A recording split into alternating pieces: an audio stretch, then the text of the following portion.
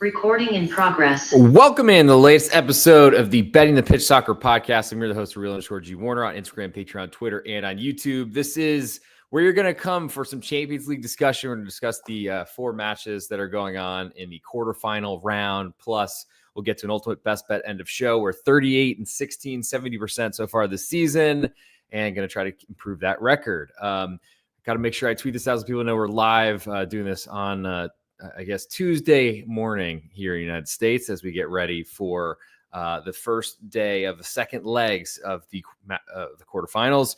And it is tax day in the United States. If you've not done your taxes yet, go put them in. I need to do the show and then get the heck on that because the government does not like to wait for its money here in the United States. So, we're going to go through each of the matches left, and the comments are available. So clearly we already have one comment coming in here. Joe Dollar, thank you for your longtime support of the podcast and patreon.com/real_G Warner. Today will be an overs podcast, according to Joe Dollar, but anyone who's listened to this podcast ever before will realize that is unlikely. So we're going to go through where we stand after the first legs, also get updated to advanced numbers, plus who we're going to bet on Tuesday and Wednesday this week. Look forward to a Europa League podcast coming as well, probably on Wednesday night. And then there's a baseball podcast on the pregame.com podcast network with Munaf Manji, recorded last night for the Tuesday. We have more comments coming in. I'll show them as they come in. I promised I would do that. From Joe Dollar as well. Trump doesn't require tax payment moving forward. Do as I do. Well, that'd be nice. I would love for that to happen. I feel like I'm too pretty for jail, Joe, so I'm not really sure I'm ready for that. So we're going to get into starting on Tuesday's card as soon as I get these numbers updated in front of me. And here we go. I did tweet that out. Yes. So everyone should know we're live. I mean, that's why I think Joe, other than his 15 notifications across all his devices, he knows we're live. So you should too. Make sure you hit subscribe at the Real_G Warner on YouTube. Plus, Betting the Pitch podcast and Apple Podcasts and on Spotify, wherever you get your podcast. Essentially, if you could like and give a 5-star review, it's huge for the search rankings. And thank you to one of my detractors. I'm not sure that's right, but thank you to Soy Dinero for upgrading the. I understand you want as much time to get these podcasts digested as possible, and I'd love to. I'm just trying to run a ship here where I'm on a lot of different networks at all the same time and trying to balance that out with trying to get some usable advice to everyone as in their hands as soon as possible, or in their ear holes as soon as possible. We'll start on Tuesday. Borussia Dortmund hosting Football Club Barcelona. Currently Dortmund a half of a goal underdog at home with almost all the juice. Totals 3.25, juiced all the way to over. Where do we stand in this matchup? So Dortmund, I thought, played a fairly competitive game, but then kept looking up the scoreboard. And it kept getting worse and worse and worse. Barcelona up 4-0 on aggregate, and therefore we don't even have a 2 advanced number offered by BetOnline. All lines are quoted courtesy of BetOnline. If you don't have an account there yet and would like to get some free money or really just access to great juice compared to the rest of the betting market, especially for a baseball season where juice is king, cash is king, but juice is queen maybe. That's a great spot to do it. Feel free to slide in my DMs at the Real_G Warner across any social media platform. With that said, so Dortmund, they're down 4-0, and that's probably too much to come back from. So in just thinking out kind of gaming out the possibilities here, there's a good chance that Borussia Dortmund are eliminated from this competition already, but they do play well at home. They've been very good in the Champions League over years and years and years, especially finishing in the runner-up last season, though honestly I thought they outplayed Real Madrid in the final. Just couldn't finish. I think hit the post a couple times, woodwork at least. The question here though, so Dortmund, they have put all their baskets in the Champions League because they've done so poorly in the Bundesliga in Germany. They've been improving lately, which might help them with potentially claiming a European spot, though that looked very unlikely just a few short weeks ago. And you got to think that they're not going to give up on Champions League because it's their best chance at a trophy, already out of the DFB Pokal. But the question is, how do you come back from 4-0? The answer is you probably don't sit back and defend, which is a big problem, of course, because Barcelona will rip you apart. And Barcelona high line doesn't really allow you to do much besides long balls over the top and trying to play an offside trap. And a lot of times you end up being offside because it's hard to do. And that's why Barcelona are on top of La Liga in Spain and are doing so well under Hansi Flick, former manager of Bayern München and former number 2 on the German national team, former German national team manager, all those sort of things. I think from a Dortmund perspective, I mean, I love the scenario where they can win this match 3-0 and still not advance. Barcelona are celebrating at the final whistle, but Dortmund are crestfallen, but they've covered your bet. So that's a really interesting to be in. I think that's probably my biggest interest in this matchup. My issue with the total at 3.25 is Dortmund need 4 goals. Barcelona only know how to go forward and only really know how to score. So that's going to be hard to really see a low scoring matchup here. And we do have another comment, Joe Dollar. Yes. Thank you for coming in. Lineups will be key with some of these matches being blowouts. I agree. What I've kind of seen though in Champions League before with lineups, it doesn't really seem like there's a lot of rotation that goes on when it should. Like pretty much Barcelona are already in the semifinals, but I'm sure they'll play about as good of a lineup as they can. I think just because it's Champions League and they don't want to take any chances, but also I think, I don't know. Jeez. I thought I was on Do Not Disturb. Oops, my bad. With that said, I think there's just like in general, I'm sure there's bonuses for Champions League appearances. You want to play Champions League is the best way to say things. But I swear, when your season's on the line and it looks like you're advancing and you have a very important La Liga matchup this weekend, I would think that Barcelona would rotate quite a bit, but I don't think they will. And so that's another reason where goals are probably likely. And so unfortunately, I think any total above 3, I feel like is really hard to get to, especially in Champions League, because these defenses are competent. Some of the most expensive lineups in all of European soccer, global soccer are around in this competition. So that's the big question. I think how many goals are going to be scored? Probably a lot. So I guess if anything at Joe Dollar, here's an over lean, but I think I like the Dortmund side that much more. We'll move next to Aston Villa and PSG. We do have 2 advanced numbers. I can talk about where this is updated to and all those sort of things, and I'll get to that in a second. Aston Villa currently a quarter goal underdog at home to PSG. Total is 3, just all the way to over, and all the juices on the Paris Saint-Germain side right now. So it might be that we see Aston Villa plus 1/2 before kickoff at 3 p.m. Eastern time, 2 p.m. Central here in the United States. But we'll see. So Aston Villa took the first goal. We're under a ton of pressure in the first leg last week against PSG in Paris. And with a kind of a shock lead, looked like they were in really good position to cover as a big underdog and also to potentially hit the under because they were going to continue to defend.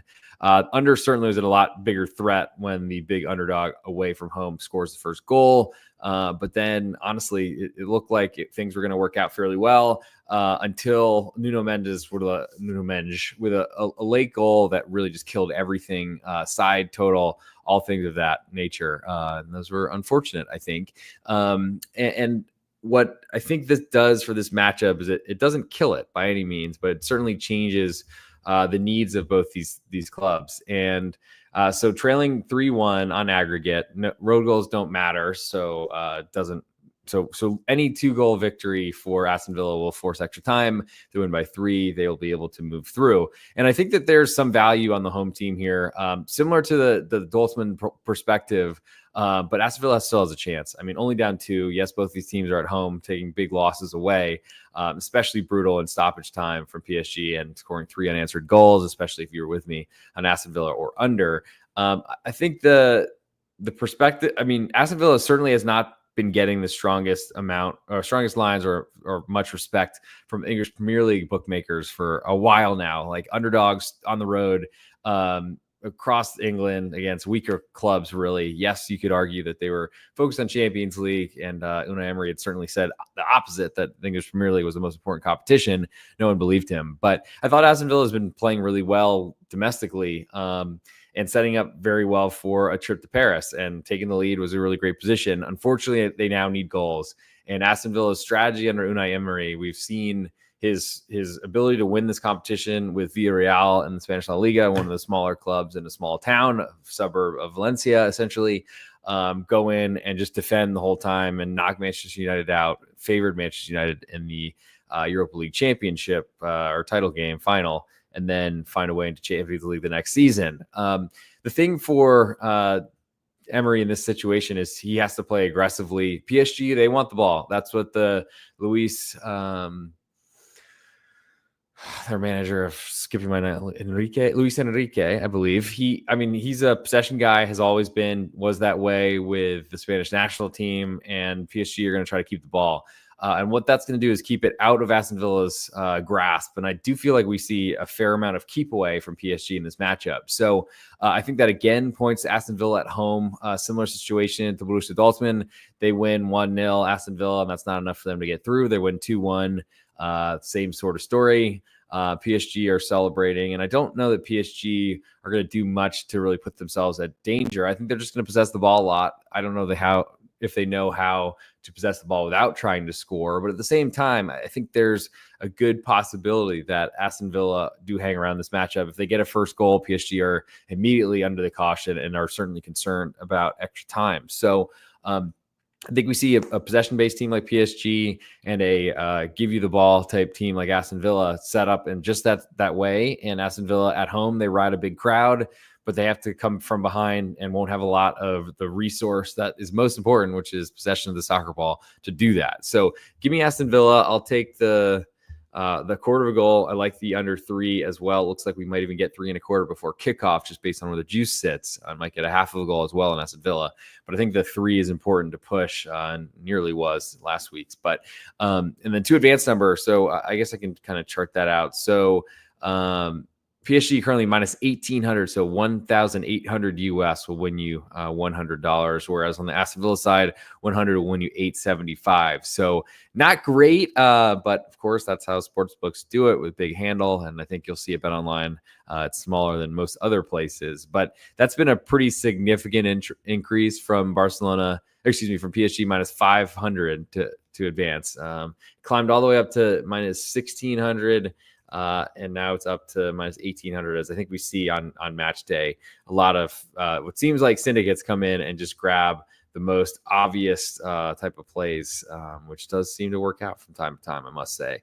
But that's going to be, I think, the big question here is how do you find some sort of semblance of success for Aston Villa, and can they get the first goal? Because if they can, then they are in great shape to potentially move through into the next round. But that's going to be a big issue, and I'm not really sure I believe that it'll happen. So lean to Aston Villa, the home underdog, just in terms of where this number has moved. So it's moved 11% from when I last checked, from minus 1,600 to minus 1,800. And I think that's a way to explain that. It's just by saying this is what happens when there's a big team with a big advantage, and someone's coming in there to grab not free money by any means, but potentially some better options. And in terms of, I feel like my math is now way off. What the heck did I do here? This is what happens when you excel on the fly. So a 72% change from PSG minus 500, so 1 to 5 odds to advance, to the now minus 1,800, and only around 59% from Aston Villa plus 360 up to plus 875. So not a ton of value there. I think that's probably obvious to most. So from Tuesday, for the ultimate best bet portion of the show, I'm going to give out my favorite pick here, and that is Aston Villa. I do like the under, but I think there's a good chance we see Aston Villa win this match. But the bigger risk, I think, is on goals scored. So I will go with Aston Villa, a quarter goal underdog, and will certainly advise waiting to see a half of the goal before kickoff, or at least getting lineups to make that decision. Now we move to Wednesday. I'm trying to think of anything to plug. We might be doing a Major League Baseball podcast tonight, discussing the Wednesday card, the return of the Bet and Pitch Baseball podcast with that A. Brooks Bets. I need to align schedules, but that's in the works, and hopefully it will happen tonight. But we'll move to Wednesday of Inter Milan, a pick'em, as I wear a Bayern München shirt. Especially wanted to juxtapose, because last week we had Inter shirt on, and Inter took a 1-0 lead, and then gave up an equalizer, and then got a late goal on a counterattack in perfect fashion to kill the under, but to win the side and put Inter and the 2 advanced number in a much better position, which I had all those things. So I guess a split with a very important road advantage to then take home into San Siro is certainly a worthwhile trade, I would say. Though it would have been nice, I think, to win both side bets and then still be in great position, equal heading into the home arena. But here we have Inter Milan, a pick'em right now to Bayern Munchen, more juice on the buy-in side, totals 2.75, juice slightly more to under, just a couple cents difference. So just from where I was, I think heading into the first leg, thank you to those of you that are here live, as I've already been reading some comments off. If you got anything, throw them in the chat, and I will respond when I see them. But just from an Inter perspective, I feel like things went as well as they could in the first leg, and they're going to try to continue that. And yes, they are fighting a big fight in Serie A in Italy in their home domestic league, but also Bayern, they haven't yet clinched the Bundesliga, it's been looking like the Meisterschale was there for a long time, but I have not been that impressed with Bayern Munich this season. I feel like their Bundesliga title is really because Bayer Leverkusen have been horrible, and I think a lot of reversion to mean after a lot of lucky wins in their almost invincible season in 2023-24. But Bayern, under Vincent Kompany have been very, very stable, which I don't think we see a ton. Their defense has been better, but I don't know necessarily that they are really that scary to me. So I took Inter as a pretty big underdog in the first leg with the idea that even if they were trailing, they'd have the home leg to do something. So I like that idea. We'll see what happens in this matchup, of course. But Inter are a really tough nut to crack. They've done very well defensively across Champions League and across really any competition over the last few seasons. And I think the big question is, how did Bayern score? And certainly it took them 80 or so minutes in the first leg to do it in their home arena. Yes, things change, and there's going to be a lot of desperation there with an aggregate deficit. But I'm still a believer in the Inter defense, and I honestly feel like, while the worst case scenario, if you back Inter as a pick'em here, is that they're down a goal and aren't really trying to do much late in the game, which you normally would get from a team that just doesn't want to have a losing result, because you get no points from that in domestic play or in, I guess, the league phase of the Champions League. That's been what feels like months since that wrapped up. But I think the general perspective is, Inter, especially if they move to a quarter goal underdog, I think that'll be too much for me to avoid, just because I think the Inter side is better. And I really just, that's kind of, I guess I'm sleeping the bet I made. I have no interest in really trading my to advance number, which I'll get to right now, I guess. So Inter Milan minus 285 now to advance, which is a pretty significant difference from the closing number of, let's see, they were plus 113 is the close. So they've jumped considerably. It was a 137% move to the previous number that I had jotted down as minus 300. Let's see. And Bayern have moved from minus 150 at open to minus 137 close, which is a 10% drop. Then to 225 now is where they stand. So let me plot this out so I can say exactly what this is. And we have... So Bayern have moved 4% down. So they've got some money has hit them as definitely a decent chance to advance, and certainly some value compared to that initial number. But it's changed 167%. So that's a big difference. That's what happens when you lose a home leg. On the Inter side, they've moved about 142% now from the plus 122 number to the minus 285. So I guess there's some discrepancy there from what I've been reciting. Here we go. So Inter Milan under 2.5 plus 625 is Joe Dollar's interest. So we're talking a parlay here, I'm assuming. Inter and under, and that's certainly possible. I just feel like parlays are a tough game. Yes, the odds are great, but man, you got to win those. And the amount of times that they split, where it's hard enough to win a single bet, I think, across any sport at this point, and beating markets is hard to do. Certainly you could go with, we're certainly correlated. Inter do advance the goalless draw. But I just feel like that's hard to see. And I think we see a very good chance that Bayern Munchen have one of those where, if they are one behind late, they're sending the goalkeeper up, who's not really that scary to me, or at least it's scary if you were backing Bayern, would be my direct point of view. And these are far-fetched scenarios, but I think there's some huge risk of an empty netter that we see in hockey in the United States all the time, but the worst kind in soccer, because one goal matters so much more in soccer when it's usually more than a third of a total, whereas in hockey it's 20% or so, or even less nowadays. So I think for best bets from this matchup, Inter Milan and Bayern Munchen, I'm interested in a low-scoring game here that I think fits where Inter have really built their club. I really would love to see that they get to a quarter goal underdog, but we'll see if that ends up occurring, and certainly would be a little bit of a concern because that means the Champions League market is pretty significantly on the Bayern Munchen side of the boat, though granted, I do like to be on the opposite side, to say the least. And I like under here because I think that fits the style of the game even more. We got a quarter goal extra, I think, based on Inter's lead on aggregate, though they're going to play a really tight game and do their best to keep it a low-scoring one. And I think at home that benefits them even that much more.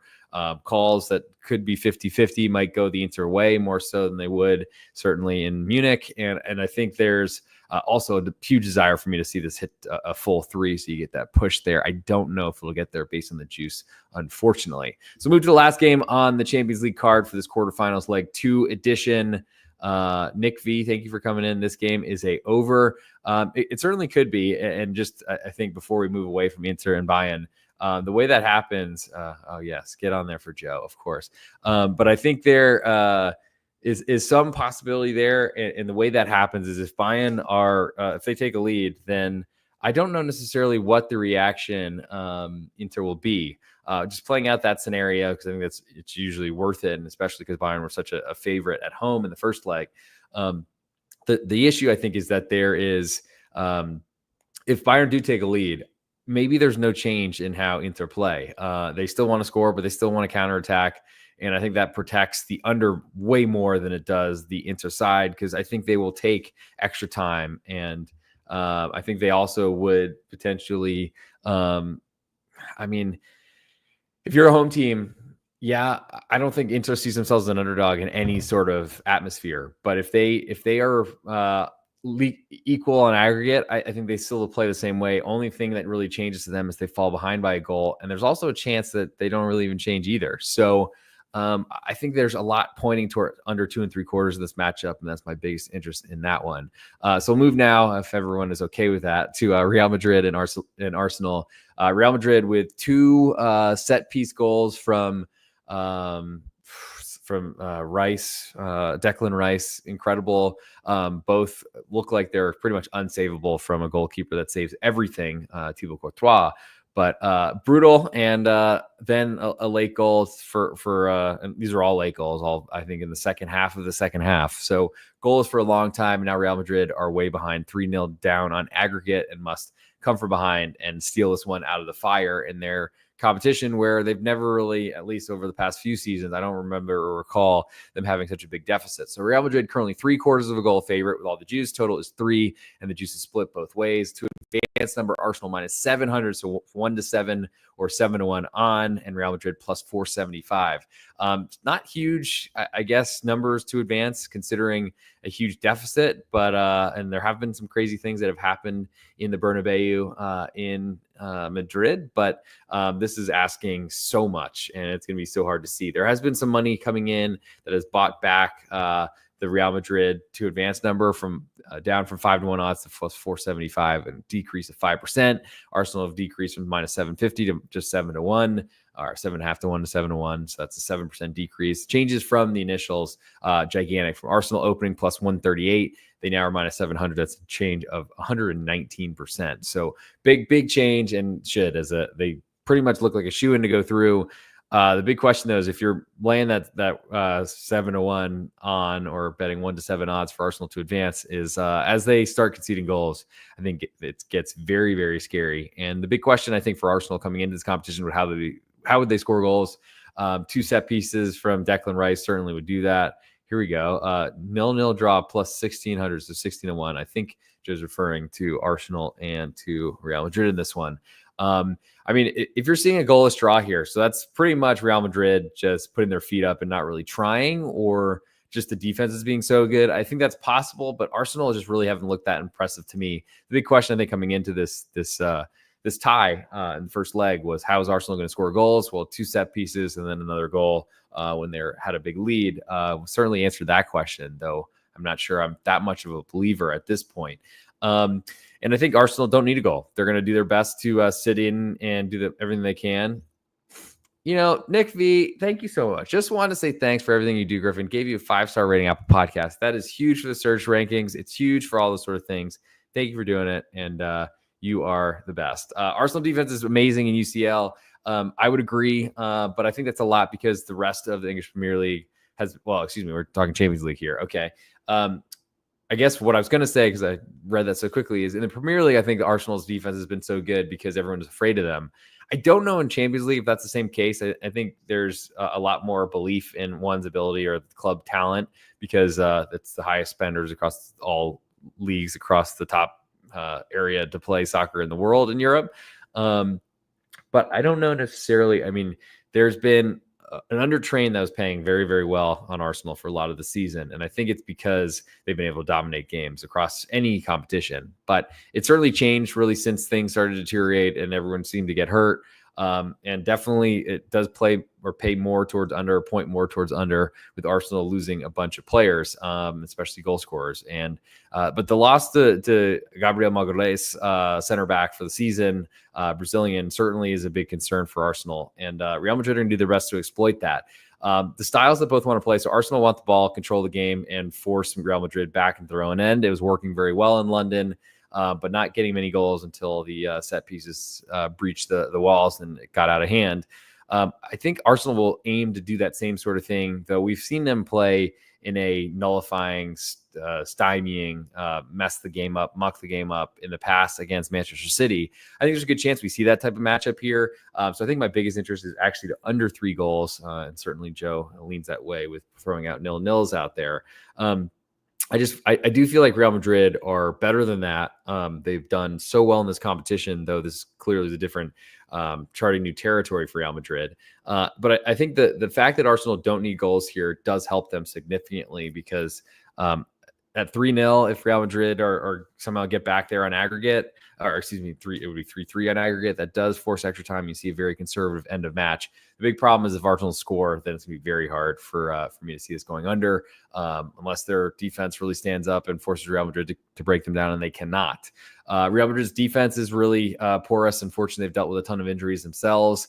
And have been playing just like wingers at fullback. That doesn't work very well. Fede Valverde has been awesome dropping back from midfield, but lineups are important in this one, as Joe's already mentioned, and we'll see kind of what that looks like and how this all goes.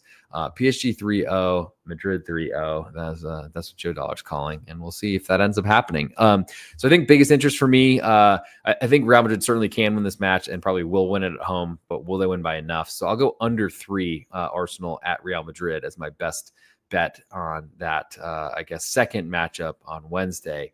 And I still think the desire is there, but the push on 3 is fairly important with Arsenal in that matchup. So I'll go Arsenal under 3 as my best bet from Wednesday. So now it's time for those are results for Arsenal and UCL. Yes. So 0-0 draw. There we go. And yeah, he already shouted out the Inter and under 2.5 as a parlay kid type stuff there. Okay, it's time to get to ultimate best bet. Already mentioned there's a Major League Baseball podcast covering the Tuesday baseball card. It's already out on at Pregame Now on Twitter or RJ Bell's Dream Preview, wherever you get your podcast. Still talking, getting at A. Brooks Betts contract signed to get him in for Tuesday night, discussing the Wednesday card on this same channel, Betting the Pitch, or Apple Podcasts. On Apple Podcasts or on Spotify, at the Real_G Warner on YouTube and on Instagram. And it's time to make the ultimate best bet. So let's get into it. Of course, easy enough as I'm knocking everything on the ground in front of me, including the recording device. That is time to get in here. Okay, let's go reverse the screen and then let's get into it. Does it knock everything over almost again? Okay, let's get into it. Hey, this is the Real_G Warner on Instagram, Patreon, Twitter, and on YouTube. This is the ultimate best bet for the quarterfinals match day or leg 2 of the Champions League. Went through all of the possibilities of who can advance, the new prices, plus the spread bets, and I smashed together the Tuesday and Wednesdays for this ultimate best bet portion of the show. We've had a great start to the season. Going to try to keep this record alive. We're 38-16, 70%. But from Tuesday, let's go Aston Villa at quarter goal underdog at home in Champions League. On Wednesday, we'll go Arsenal under 3 goals. But for the ultimate best bet on this episode, check out patreon.com/Real_G Warner for more content, especially all baseball plays and soccer plays for the rest of the season. I'll go Aston Villa, a quarter goal underdog at home against PSG. I feel like they were in it but hanging on for dear life in the first leg. I think things change a fair amount in Birmingham. Maybe they've picked up the trash by now, probably not. But I'll go Aston Villa plus 1/4 as the best bet on this episode. And that does it for this episode. Thank you all for tuning in. If you could please hit subscribe, leave a 5-star review on Apple Podcasts or on Spotify. It's huge under Betting the Pitch. Subscribe at @thereal_G Warner on YouTube, and maybe hit the follow button on Instagram as well. Great show. Keep it up. Thank you so much for joining live today, Joe Dollar. You were as helpful as Nick V on the YouTube stream. Thank you, Nick, as well. And if that was a 5-star review, I guess I should check that and read it off, as I do promise to do those things, though I think sometimes they take a little while to show up. Maybe content moderation. I'm not sure. Nick V's history with leaving any sort of I came across a Joe Dollar asking Big East Ben to convince Griffin to start betting favorites, overs, and both teams to score in football, which that's not gone so well so far, but more 5-star reviews maybe from your burner accounts, Joe, would certainly help through the podcasts. We're 4.7 out of 5. Thank you for all those that have come in here beforehand. And hopefully we can get more of that. And thank you to those who joined live. The full episode will be available on Betting the Pitch, Apple Podcasts, and on Spotify and on YouTube very shortly. I'll see you all very soon. Just going to put this on Canva, get this uploaded, and then let's get doing it. Keep doing your thing, Nick V. You're awesome, Nick V. Thank you so much for coming in, and I hope you all enjoyed. And we'll see you next time on the Betting the Pitch podcast, likely on Wednesday night likely Tuesday night for baseball, but next soccer podcast will be Wednesday for the Europa League second legs. Recording stopped.